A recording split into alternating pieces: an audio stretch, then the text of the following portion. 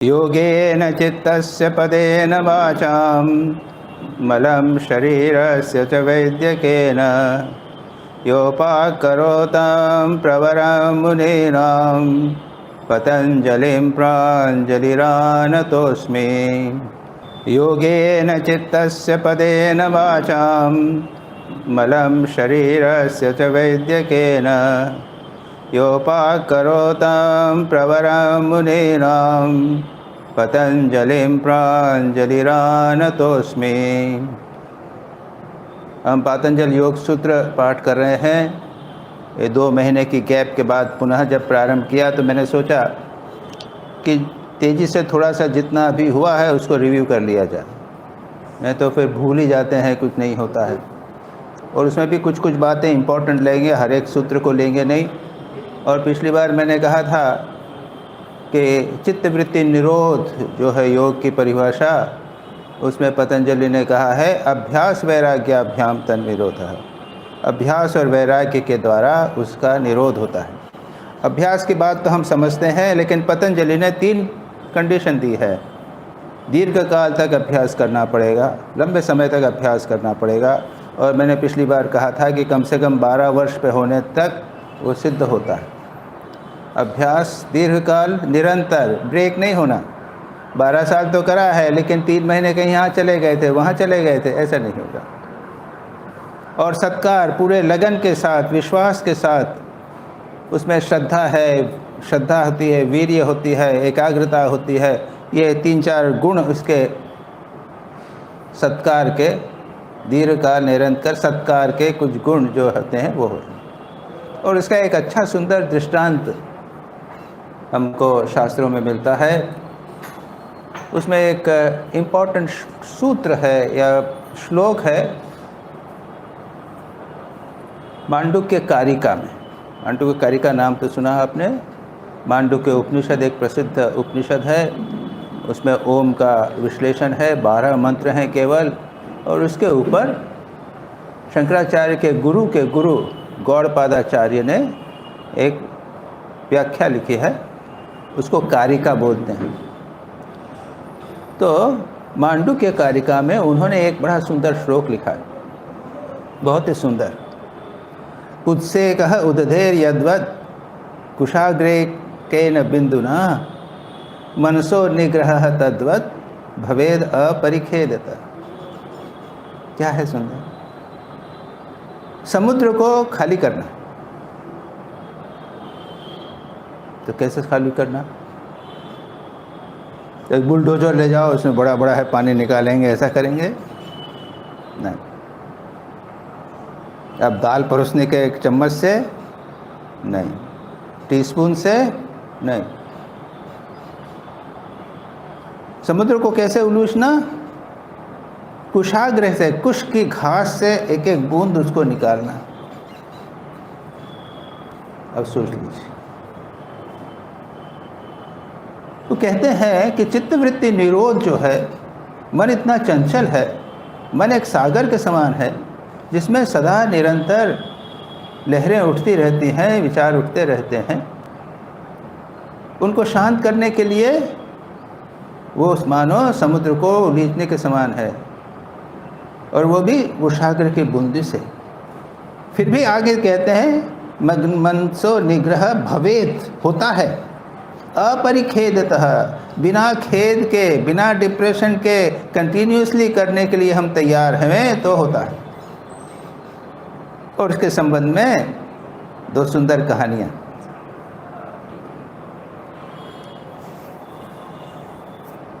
नारद जी जा रहे थे, स्वामी जी ने कर्मयोग या राजयोग में दी है, नारद जी जा रहे थे और इसी को समझाने के लिए कह रहे थे। तो एक योगी बैठा ध्यान कर रहा था। दाढ़ी बढ़ गई थी, शायद उसके सारे शरीर के ऊपर वलकल बन गया था। तो उसने नारद जी से प्रणाम किया। कहाँ जा रहे हैं आप? तो भगवान के पास जा रहा हूँ। मैं कहा कि भाई अब जरा पूछ लीजिएगा कि और कितना समय मुझे मुक्ति के लिए लगेगा। मैं यहाँ पे तो पता नहीं कितने जन्मों से मैं बार बार बैठ रहा हूँ। तो ठीक। आगे चले नारद जी। एक व्यक्ति यंग आदमी खेल कूद रहा था, मजाक कर रहा था, सब कर रहा था। नारद जी को प्रणाम किया है। कहाँ जा रहे हैं? तो भगवान के पास जा रहे हैं। मेरा एक काम कर दीजिएगा, भगवान से पूछ ले गया कितने जन्मों में मेरी मुक्ति होगी। ठीक। नारद जी जब लौट के आए तो देखा कि यह व्यक्ति, पहले व्यक्ति से कहा कि देखो भाई, भगवान ने कहा है कि तुमने कई हजारों जन्म तुमने काम किया है, तो 3-4 जन्म और बचे हुए हैं, उनमें तुम मुक्त हो जाओ।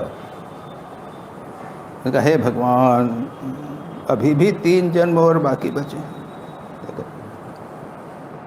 आगे इस व्यक्ति के पास गए, उसने प्रणाम किया।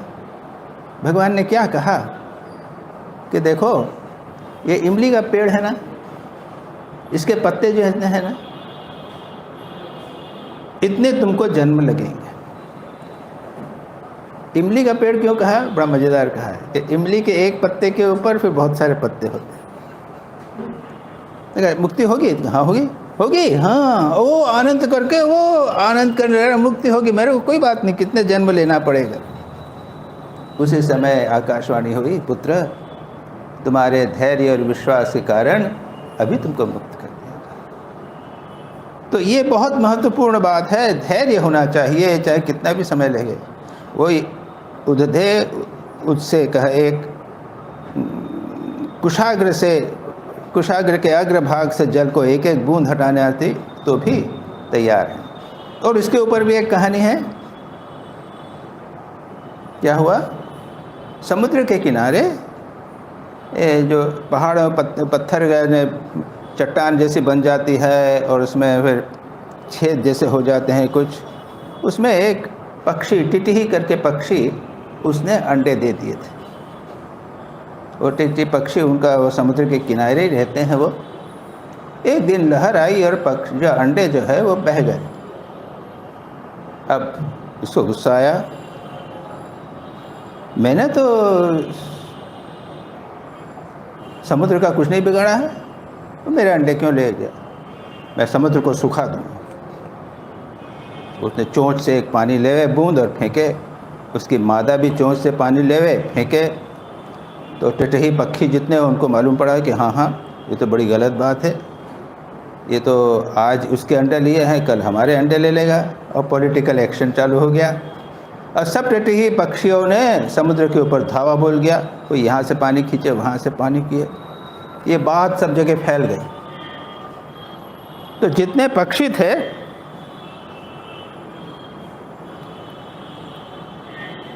संसार के जितने पक्षियों से पता चला, तो सारे समुद्र के किनारे सब लोग अटैक करने लगे। अच्छा, बड़ा आश्चर्य हुआ। इधर गरुड़ ने देखा ये क्या मामला है।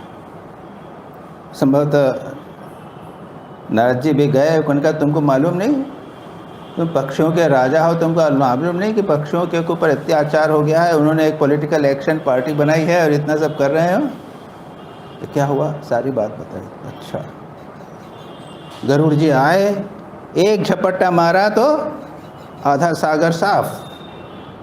दूसरा झपट्टा मारने लगे तो समुद्र ने कहा कृपा करिए, माफ कर दिए, ये अंडे ले लीजिए।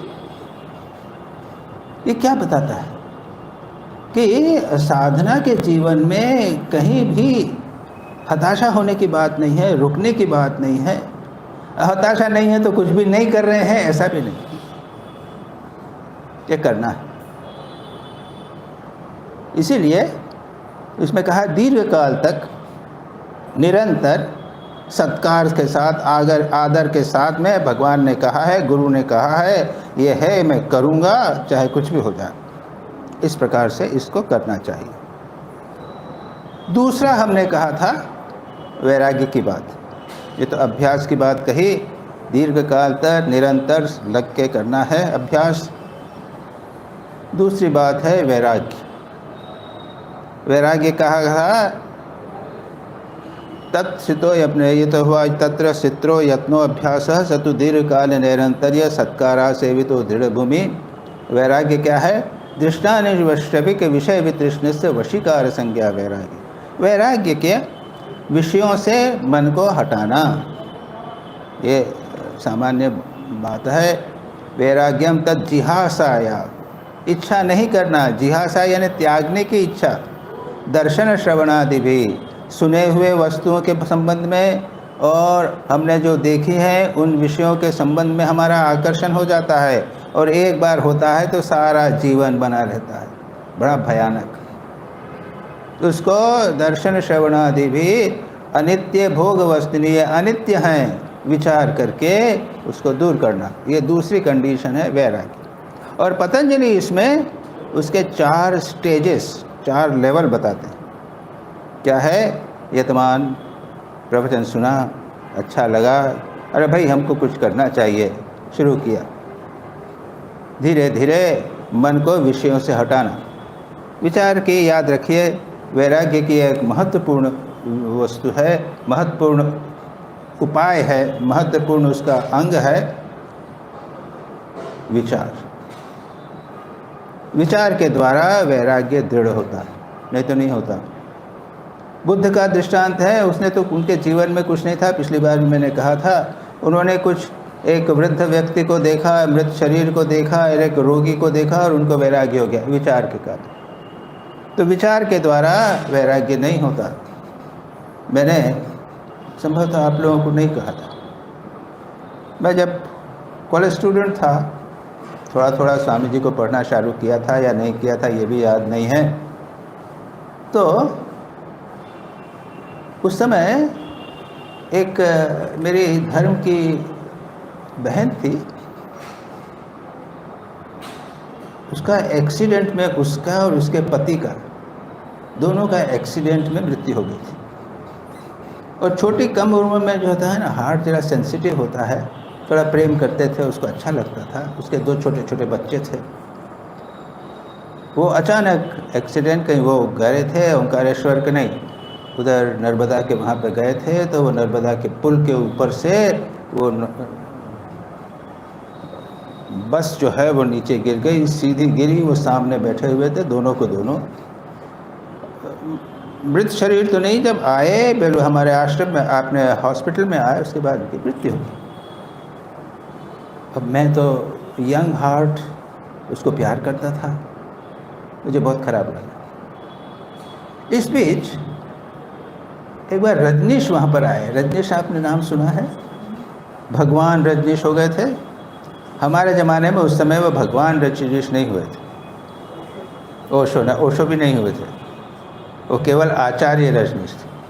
लेकिन उनको पढ़ सुन के बहुत अच्छा लगता। एक दिन वो आए इंदौर में, मैं मिलने के लिए गया, तो मैंने उन्हें कहा कि अगर जीवन में दुख कष्ट के आवें तो वैराग्य जल्दी हो जाएगा। उन्होंने बड़ी अच्छी बात कही, दुख कष्ट विचार वैराग्य नहीं होता, विचार से वैराग्य होता। और ठाकुर के दृष्टांत ले लीजिए। ठाकुर कहते हैं कि हर साल बच्चा होता जाता है, हर साल मरता जाता है, हर साल बच्चा जो होता है कुछ फर्क नहीं पड़ता, कोई वैराग्य नहीं होता। इतने दुख कष्ट संसार में होते हैं, अगर वैराग्य हो तो हो क्या? नहीं होता। भगवान बुद्ध के जीवन में तो दुख कष्ट कुछ नहीं था, केवल विचार, केवल देखा, एक दृश्य देखा बस, खुद को भी नहीं हुआ, उसकी पत्नी को भी नहीं हुआ, कुछ भी नहीं हुआ, विचार किया और वैराग्य हो गया। और ऐसा वैराग्य हो गया,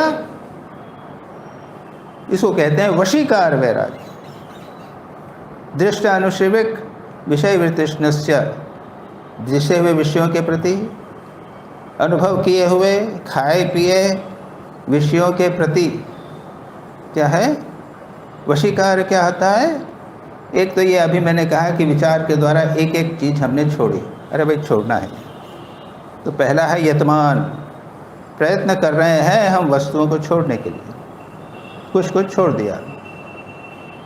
मैं जानता हूँ गृहस्थ लोगों में, खास करके जैन लोगों में, तो जब वे जैन आचार्य के पास जाते हैं ना, तो वो जैन कुछ कहते हैं, उनको गृहस्थ हैं, अब वो सन्यासी की बात तो नहीं कर सकते, तो त्याग की बात करनी है, तो कहते हैं कि तुम जो चीज़, तुमको कुछ अच्छी चीज़ लगे उसको छोड़ दो, खाने की चीज़ वगैरह, तो वो लोग सोच समझ के कुछ छोड़ के अच्छी चीज़ जो होगा, काफ़ी टेस्टी चीज़ जिसमें हमारा मन लगा रहता है, उसको त्याग देते, संकल्प कर देते हैं गुरु जी के पास में कि अब जाके हम नहीं खाएंगे। तो ये हुआ यतमान, थोड़ा थोड़ा प्रयत्न कर रहे हैं, तो भी संकल्प बैठा नहीं है।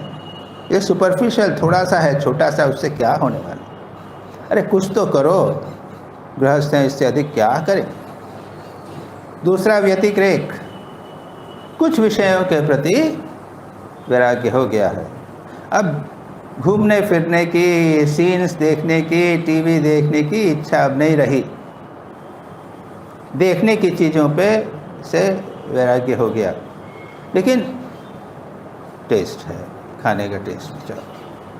व्यतिरेक, कुछ वस्तुओं से वैराग्य हो गया है, कुछ वस्तुओं से वैराग्य नहीं हुआ। हमारे शास्त्रों में तो, श्रीमद् भागवत में तो ये कहा गया है, यावत् न विजितेन्द्रिय स्यात् सर्वेन्द्रिय विजितेनपि तावत् न यावत् न जितारस्न जितम सर्वम जिते रसे। समस्त 4 इंद्रियों में से, 5 इंद्रियों में से 4 इंद्रियों के विषयों पर तुमने विजय प्राप्त कर ली, लेकिन अगर रसना पर त्याग प्राप्त नहीं किया, जितम सर्वम जिते रसे, तब तक कुछ नहीं होगा, तब तक वो आप जीते नहीं। और हमारी परंपरा में स्वामी शारदेशानंद जी का नाम सुना है आपने, वो माँ शारदा के सेवक भी थे। माँ शारदा उनको अच्छा खाना नहीं देती थी, जो भी मिल जाता दे देती थी। माँ जैसी, माँ के पास जो जाता था माँ सबसे अच्छी चीज़ उसको देती थी। माँ का तो हृदय है बच्चे को सबसे अच्छा देना, उसको नहीं देती थी। और लोग बहुत कंप्लेन करते थे कि माँ आप कुछ अच्छी अच्छी चीज़ें गोपेश महाराज को नहीं देती, कि अरे वो साधु है, उनको चिंता ही नहीं, सारा जीवन एक साथ मिला के खा लेते सब। हम लोगों का भी नियम ही यही है, जब माधु करके जाते हैं तो एक कटोरा है, उसमें सब मिला मिलो के खा जाते।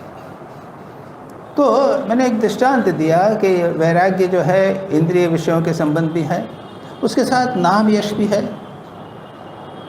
पढ़ाई लिखाई की आदत हो गई है, स्टडीज़ हैं, पुस्तकें, सांसारिक विषयों के ऊपर मन नहीं है, पंच इंद्रिय के विषयों के लिए मन नहीं है, लेकिन इंटेलेक्चुअल यानी बौद्धिक रस है, बौद्धिक आसक्तियां हैं, इनको त्याग करना बड़ा कठिन।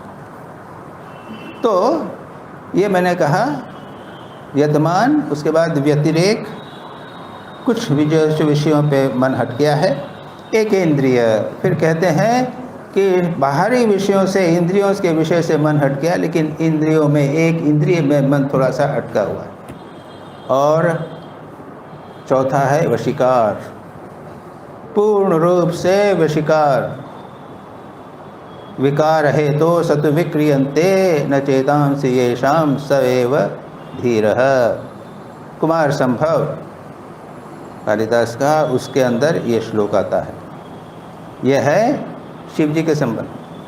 कुमार संभव यानी कार्तिकेय के जन्म की सारी कथा, नाटक उन्होंने बनाया है। तो उसमें वर्णन आता है, पार्वती जी तपस्या कर रहे हैं शिव जी को प्राप्त करने के लिए, कठोर तपस्या कर रहे हैं, और सारी उन्होंने भी परमिशन दे दी है, वो तो वर्ण करना चाहती हैं।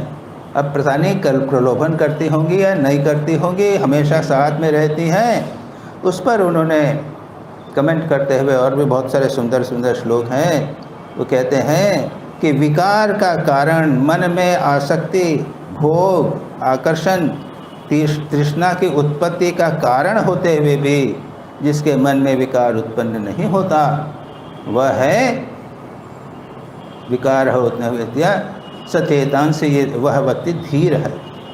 और इसको कहते हैं वशीकार।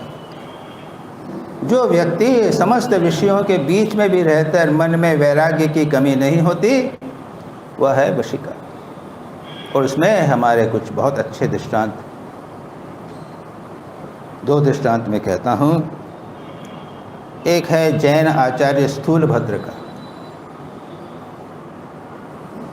ये थे, और ये बहुत पुरानी बात है, BC में 2000 पहले, इस वर्ष पहले की बात होगी।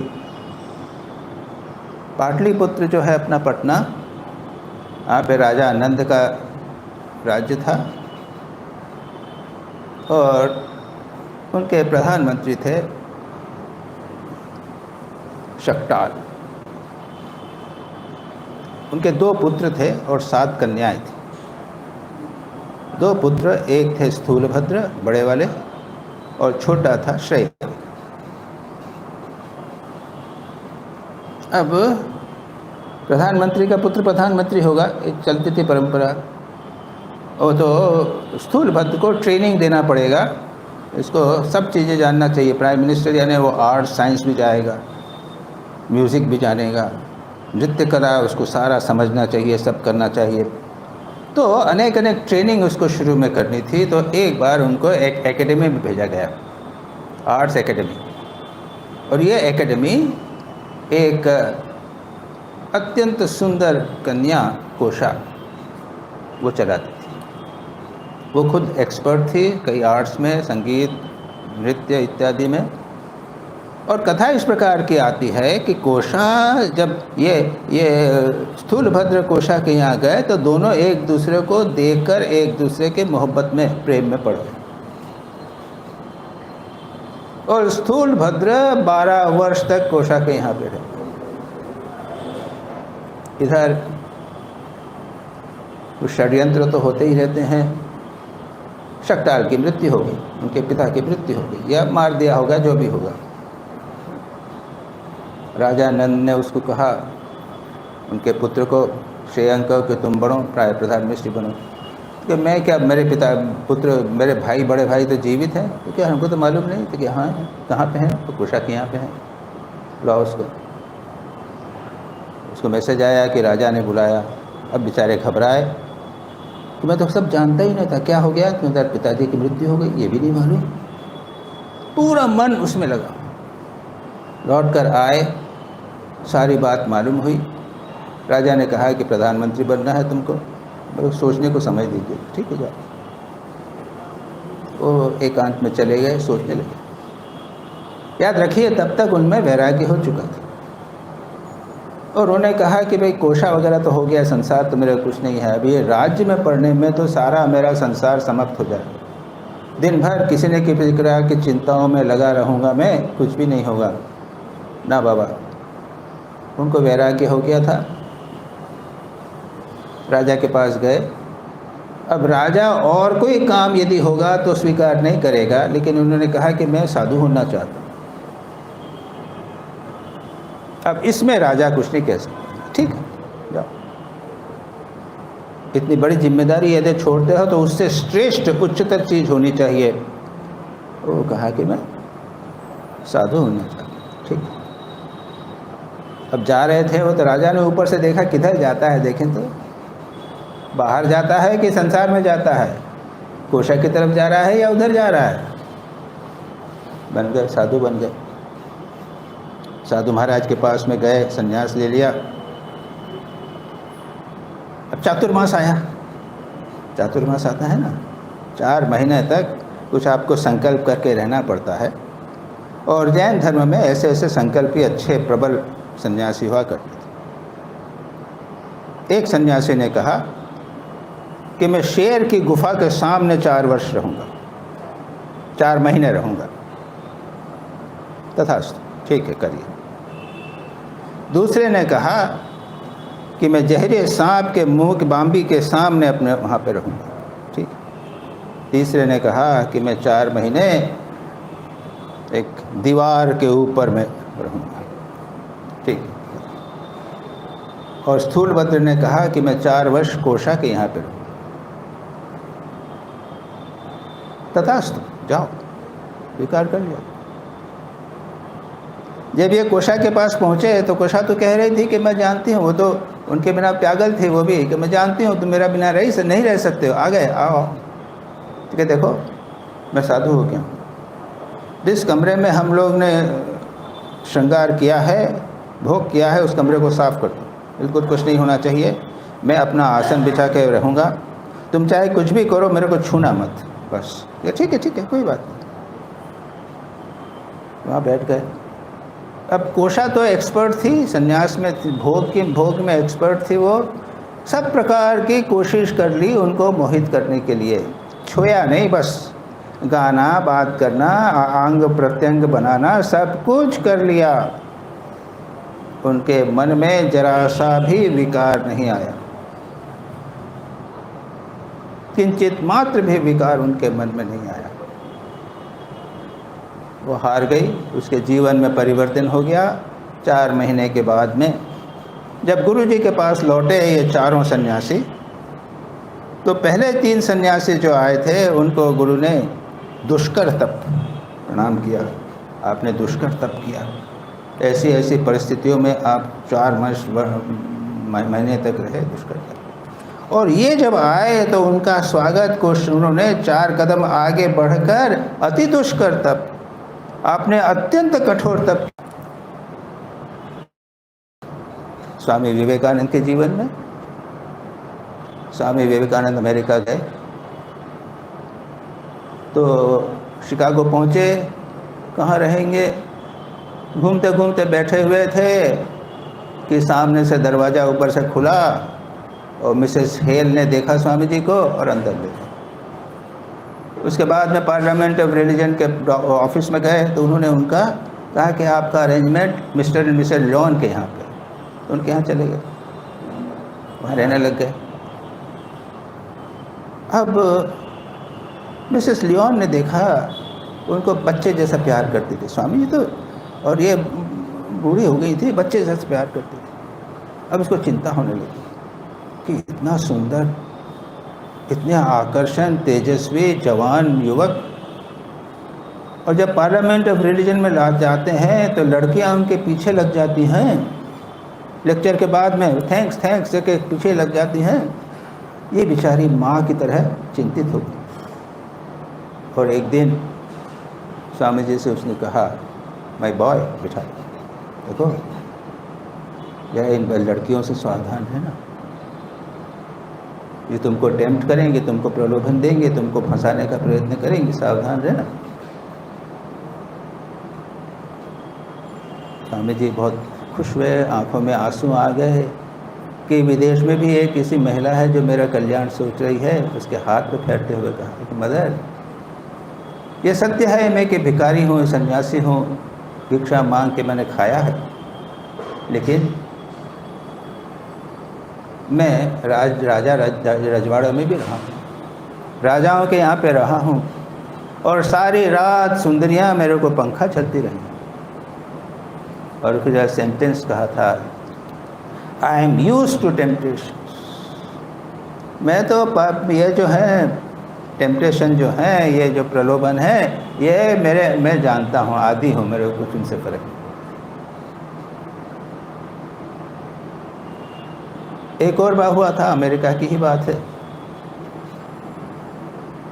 एक युवती थी, बहुत ऐश्वर्य था, धन संपत्ति थी उसका, और वो स्वामी जी पे मोहित हो गई। स्वामी जी कहाँ ठहरे थे, इसके यहाँ पे ठहरे थे, वो आई, उनको कही तो स्वामी जी आप मेरे क्वार्टर्स में आके रहिए। स्वामी जी गए, सारी प्रॉपर्टी वगैरह सारे दबाई, कितने एकड़ ज़मीन है, 100 एकड़ ज़मीन है, ये सब मैं आपको आपका जो काम है, भारत के लिए जितना काम है उसके लिए सारा का सारा मैं आपको अर्पित करता हूँ।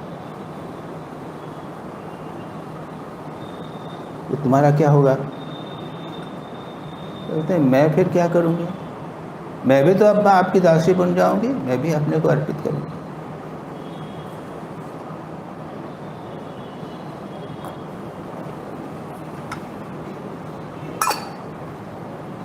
स्वामी जी ने हंसते हुए कहा कि अरे तुम मेरी क्या दासी बनोगी, मैं तो किसी और का दास हूँ, मैं उसका और किसी का दास हूँ, मैं किसी दूसरे के दास को नहीं ले सकता। इसको पसीना आ गया कि ऐसा वैराग्य क्या हो सकता है। इसे कहते हैं वशीकार वैराग्य। तो पतंजलि कहते हैं कि दृष्ट सुने हुए, अनुश्रविक देखे हुए और अनुभव किए हुए या सुने हुए, यानी स्वर्ग में जो विषय हैं इत्यादि के बारे में सुना है, उसके विषय में पूरी वशीकार, यानी जो पूरा वैराग्य, ऐसा वैराग्य जिसे वशीकार अभय कहते हैं, वशीकार संज्ञा, इसको हम वैराग्य कहते हैं। अभ्यास की परिभाषा हमने देख ली, ये वैराग्य की हमने देख ली। अब उसमें एक और बात कहते हैं, तत्परम पुरुष ख्यातेर गुणवैतृष्णम। पर वैराग्य भी एक चीज है। जब भगवान का आत्म साक्षात्कार, गॉड रियलाइजेशन कहिए या ब्रह्म ज्ञान होता है, उसके बाद में ये संसार तो मिथ्या प्रतीत होता है, उस पर वैराग्य जो होता है, ये पर वैराग्य कहते हैं। वशीकार वैराग्य से भी ऊपर का वैराग्य है, यह पर वैराग्य है। जो भी हो, ये तो ऊंची ऊंची बात कही पर वैराग्य। अब कम नीचे आ जाएं, दोनों की आवश्यकता है, याद रखिए। अभ्यास और वैराग्य के संबंध में तीव्रता, तीव्र संवेगानाम आसन्न, यह है संवेग की बात अब करेंगे। तीव्रता होनी चाहिए। अब ये तीव्रता दोनों प्रकार की है। एक स्थान से दूसरे स्थान जाना हो तो तीव्र संवेग, फास्ट स्पीड। यहाँ से कलकत्ता जाना हो तो पैदल जाने में टाइम लगेगा और प्लेन से जाने में टाइम कितना कम लगेगा। उसी प्रकार से साधना की तीव्रता पर निर्भर करता है। और इसका भी दृष्टांत एक बड़ा सुंदर है।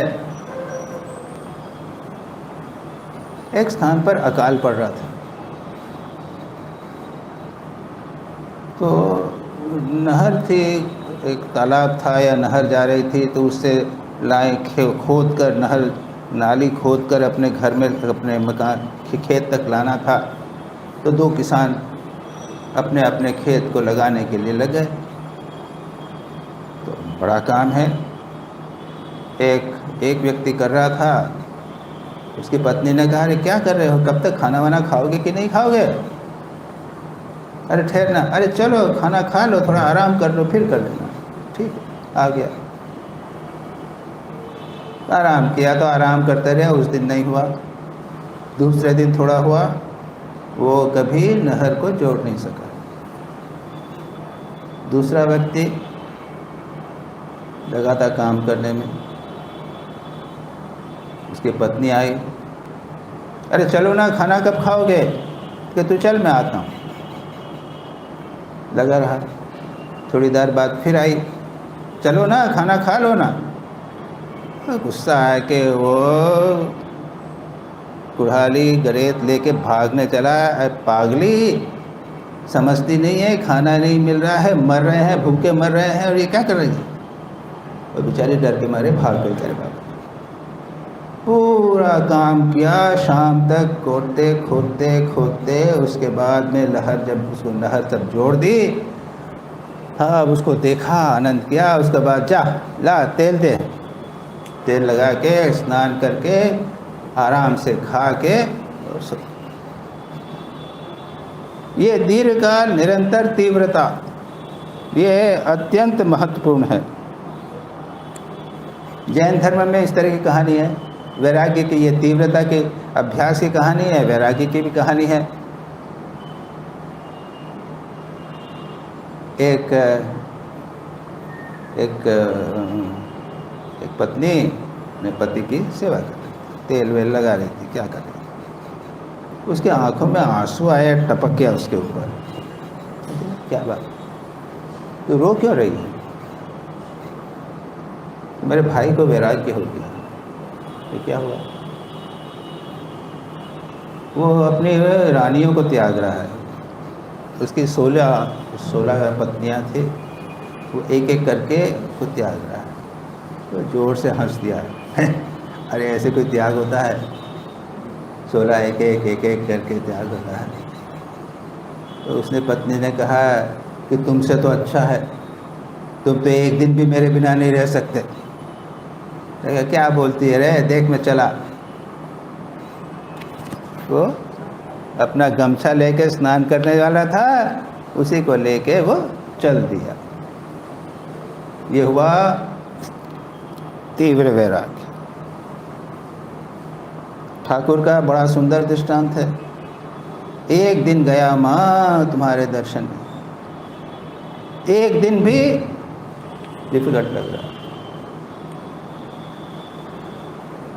ठाकुर बोलते हैं व्याकुल होने पर 3 दिन में दर्शन हो सकता है, 1 दिन में दर्शन हो सकता है, 3 महीने में हो सकता है, साल भर में हो सकता है, और लंबा करो तो अब कितने ही जन्मों में हो सकता है।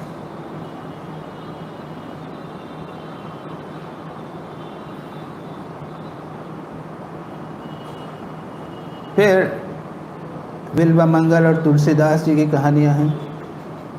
वो तो अत्यंत आसक्त थे। बिल्व मंगल वेश्या से आसक्त था, तुलसीदास जी अपनी पत्नी से आसक्त थे।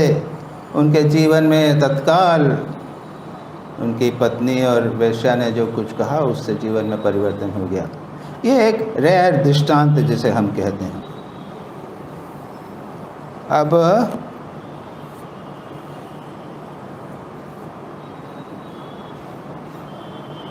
ये जो वैराग्य है ना, इसके बारे में थोड़ी और बात करें।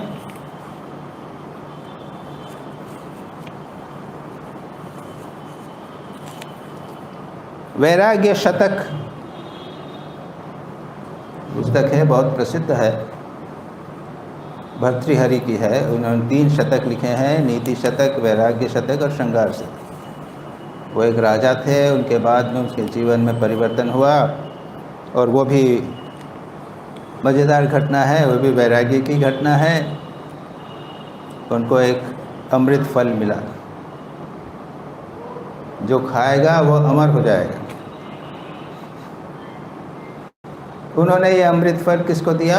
अपनी पत्नी को दिया, उनको बहुत प्यार करते थे। तब ये पत्नी किसी और सेनापति या किससे जुड़ी हुई थी, उसने उसे दे दिया। उसने अपनी कोई प्रिया थी उसको दे दिया, और आखिरी में घूमते घामते ये पुनः राजा के सामने आ गया। अरे ये कहाँ से? तब उनको वैराग्य हो गया।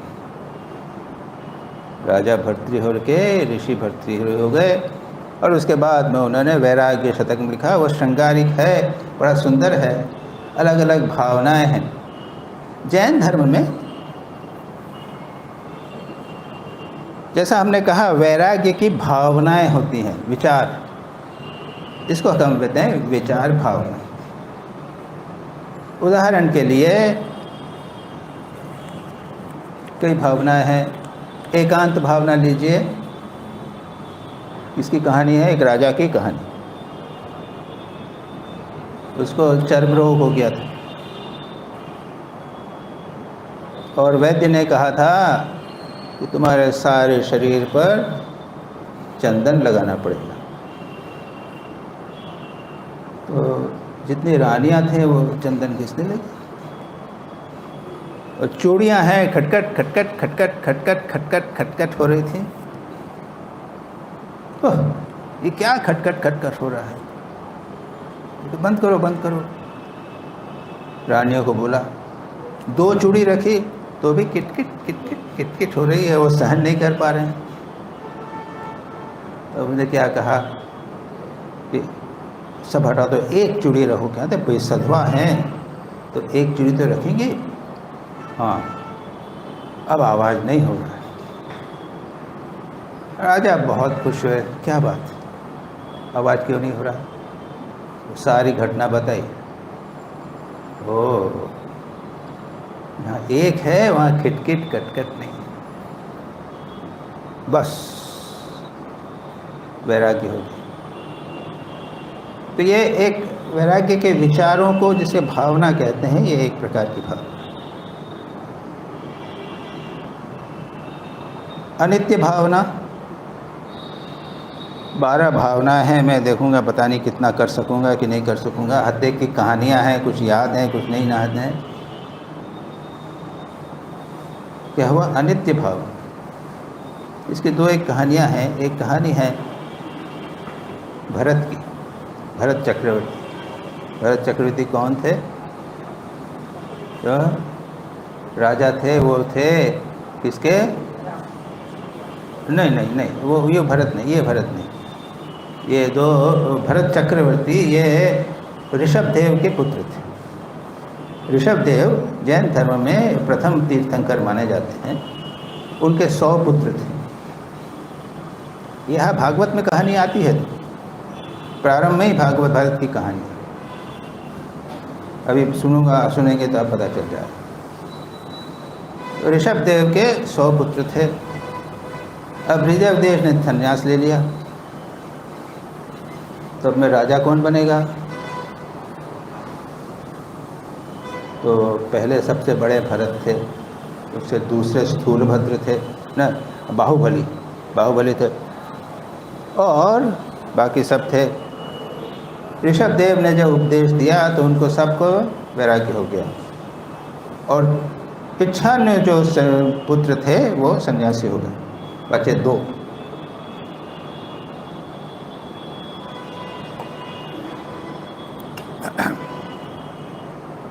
भरत और बाहुबली।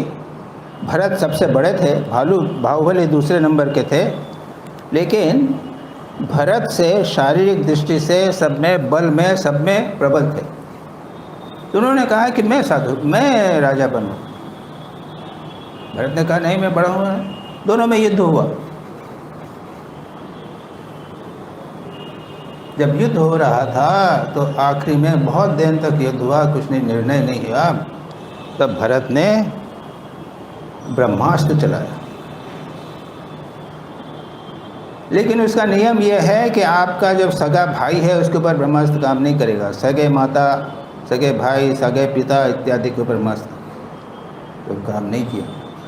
लेकिन इधर बाहुबली को वैराग्य हो गया। अरे देखो, इस द्वेष के कारण मेरे भाई कितना अनर्थ करने के लिए जा रहे थे। उसने कहा